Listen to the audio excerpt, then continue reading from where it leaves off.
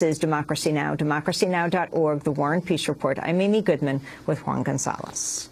We turn now to the renowned playwright and actor Wallace Shawn. Shawn has just returned from Brazil, where he gave a special performance of his play, The Designated Mourner, to journalist Glenn Greenwald, who first broke the story about NSA whistleblower Edward Snowden. Through three characters, Shawn's play reveals the claustrophobia of a shrinking political landscape in a formerly liberal land. The play was staged at the Public Theater in New York City last year, but Greenwald could not attend because of fears that he would be prosecuted upon returning to the United States. Just this week, Director of National Intelligence James Clapper suggested journalists could be considered accomplices of Edward Snowden. Last summer, David Gregory of Meet the Press raised this issue when he interviewed Glenn Greenwald. To the extent that you have aided and abetted Snowden, even in his current movements, why shouldn't you, Mr. Greenwald, be charged with a crime?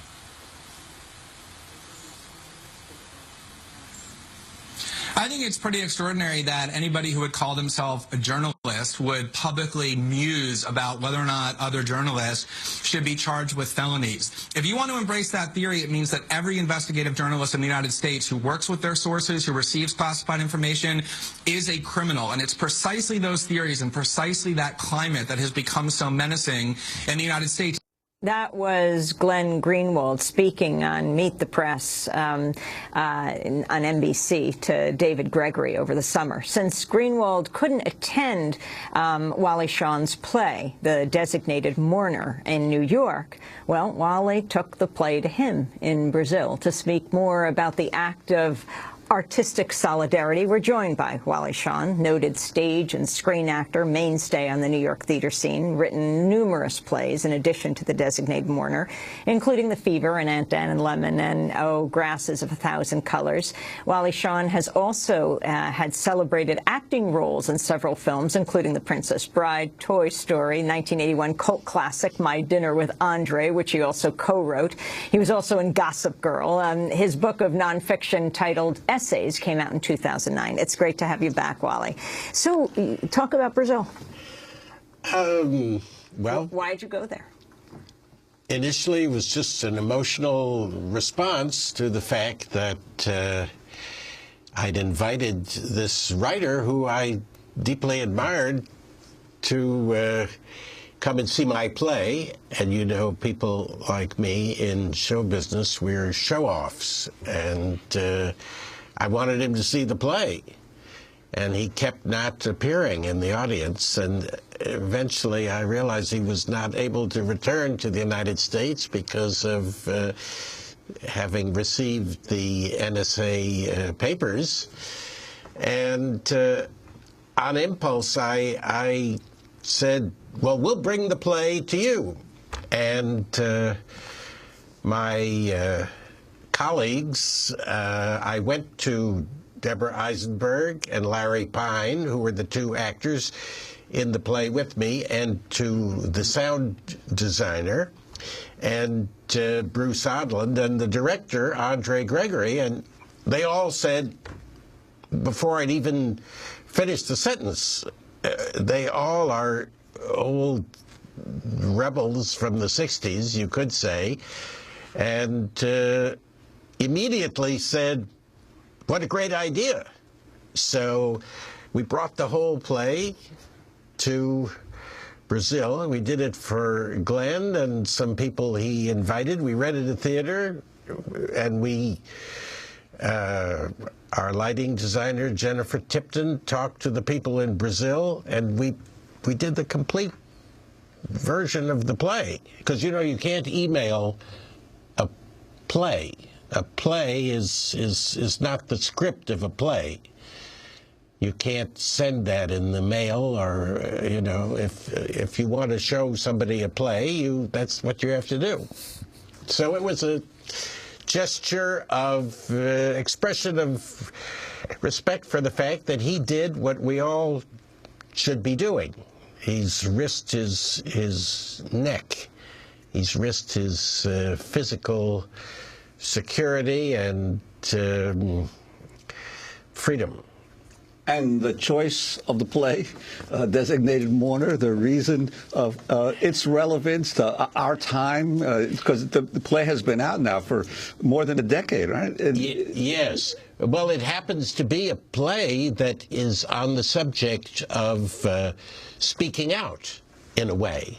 I mean, you know, one writes out of a personal artistic impulse that you don't necessarily plan, but it turns out that this play is about a writer, played by Larry Pine, who wrote quite a while ago some essays that were offensive to the regime, the sort of right-wing regime in this made-up country. And he and his loyal daughter, played by Deborah Eisenberg, are not even gathering guns for the rebels. They're simply people who are sympathetic to the poor of their country and have written essays. So they haven't really done anything. And yet, as the political space in the country gets smaller and the regime begins to crack down, the people who are on the fringes are threatened, because artistic freedom of thought is dangerous freedom of thought, just the way political freedom of thought is. If people are out there thinking on their own, that's dangerous to governments if they are repressively minded. And so it becomes dangerous for the son-in-law, me, my character, to live in the house with these rather dangerous people, or people who are mildly dangerous because they're thinking freely. So I get out of the house. I play the survivor who is basically cowardly. So this is what you did in Brazil for Glenn Greenwald and a couple dozen of his closest friends. Could you perform a section of the play for us now, of The Designated Mourner? All right. Yeah. I mean, it's hard to know what to pick, but I'll pick a... Can I do a couple of minutes of it? Yes, all right. So this is my character, a somewhat light-minded, slightly shallow guy who accepts evil ultimately, really, and is cowardly. So anyway, now we come to the question of enemies, you see, and that is a question that we really have to face. I mean, when people refer to the enemy, our enemies, they're referring basically to what someone once called the snarling, snapping, unmuzzled dogs, or in other words, the individuals who live, so to speak, outside the fence, the ones who are camped on the other side of the fence with their campfires, their pots, their marshmallows, or whatever the hell they have over there.